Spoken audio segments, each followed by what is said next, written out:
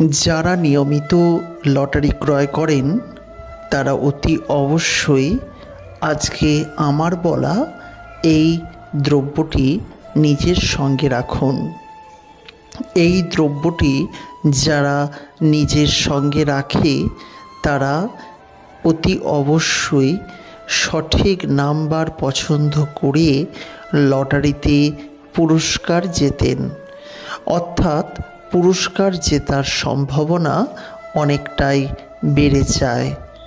আজকের ভিডিওতে আমি জানাবো এমন একটি জিনিস, যে জিনিসটি তো আপনাদের প্রত্যেকের বাড়িতেই রয়েছে, কিন্তু আপনি না জানার জন্য লটারি ক্রয়ের ক্ষেত্রে আপনার ভাগ্য সুপ্রসন্ন হয় না। ফলে আপনি বহুদিন যাবৎ বহু টাকার লটারি ক্রয় করার পরও সেইভাবে আপনি কোনো পুরস্কার লাভ করেননি। যারা মাঝে মাঝে পুরস্কার পান তাদের ক্ষেত্রেও এই বিষয়টি প্রযোজ্য, কারণ এই জিনিসটি মা লক্ষ্মীর অত্যন্ত প্রিয়। তাই এই জিনিসটি যারা সঙ্গে রাখবেন তারা লটারি অতি অবশ্যই জয়যুক্ত হবেন। প্রিয় বন্ধুরা, যারা প্রকৃতই সঠিক নিয়মে লটারি ক্রয় করতে চান অতি অবশ্যই এই জিনিসটি রাখতে পারেন আপনার সঙ্গে। নমস্কার বন্ধুরা, প্রত্যেককে স্বাগত জানাচ্ছি আমাদের ধর্মকথা ইউটিউব চ্যানেলে। যারা প্রথমবারের জন্য আমাদের এই চ্যানেলের ভিডিও দেখছেন তাদের কাছে অনুরোধ রইল ভিডিওটিকে শেষ পর্যন্ত দেখতে থাকুন। ভালো লাগলে তবেই চ্যানেলটিকে সাবস্ক্রাইব করে পাশের নোটিফিকেশন বেলটি অন করে রাখতে ভুলবেন না। আপনাদের ভালোবাসা আমাদের চ্যানেলের জন্য একান্তই কাম্য। আমরা প্রতিনিয়ত সনাতন ধর্মের বিভিন্ন বিষয় নিয়ে আলোচনা করি এবং লটারি সংক্রান্ত পুরস্কার জেতার বিষয়গুলি নিয়েও ছোটোখাটো টোটকা উপস্থাপন করি। চলে আসা যাক মূল বিষয়ে। লটারি ক্রয় অনেকেই চান যে নিয়মিত পুরস্কার জিততে, তবে মনে রাখবেন যে কথাটি অতি অবশ্যই আপনাদের বলা উচিত, কখনোই আপনি প্রত্যেক দিন পুরস্কার জিততে পারবেন না। কিন্তু আমাদের মধ্যে অনেক ভাই রয়েছেন যারা চান যে মাঝে মাঝে অন্তত একটু ভালো পুরস্কার যেন জেতা যায়, কিন্তু দেখা যায় তাদের ভাগ্য কখনোই সুপ্রসন্ন হয় না। লটারি পাওনা কিন্তু ওপরওয়ালার হাতে।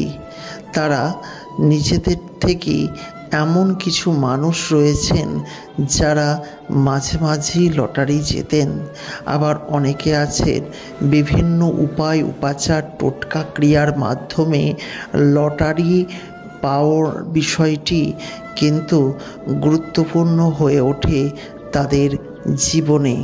তাই অতি অবশ্যই যারা উপায় উপাচার মেনে লটারি ক্রয় করেন তাদের মাঝে মাঝেই লটারি লাগতে পারে। আজকে আমি বলবো একটি কড়ির টোটকা। হ্যাঁ বন্ধুরা, তবে এটি একটি সাধারণ লক্ষ্মী কড়ি। এই সাধারণ লক্ষ্মী কড়িটিকে আপনাকে অতি অবশ্যই মা লক্ষ্মীর চরণে নিরূপণ করতে হবে। আপনি যদি বাড়িতে এই লক্ষ্মী কড়ি থাকে ভালো, নচেত আপনি দোকান থেকে লক্ষ্মী কড়ি ক্রয় করবেন। সামান্য একটুখানি বড় এবং হলদে বর্ণের ছোট ছোট লক্ষ্মী কড়ি আপনি ক্রয় করতে পারেন। তারপর সেই লক্ষ্মী কড়ি অতি অবশ্যই আপনি চেষ্টা করবেন যাতে আপনার সঙ্গে রাখতে। সেক্ষেত্রে অন্তত 7 দিন মা লক্ষ্মীর চরণে নিবেদন করে পুজো অর্চনা আপনাকে করতে হবে। যেমন সাধারণভাবে আপনি মা লক্ষ্মীর পুজো অর্চনা করেন তেমনভাবে করলেই হবে। কোনো অতিরিক্ত নিয়মকানুন কিচ্ছু নেই। সাধারণ নিয়মেই আপনি এই কড়ির সঙ্গে বিভিন্ন উপায় উপাচার করবেন।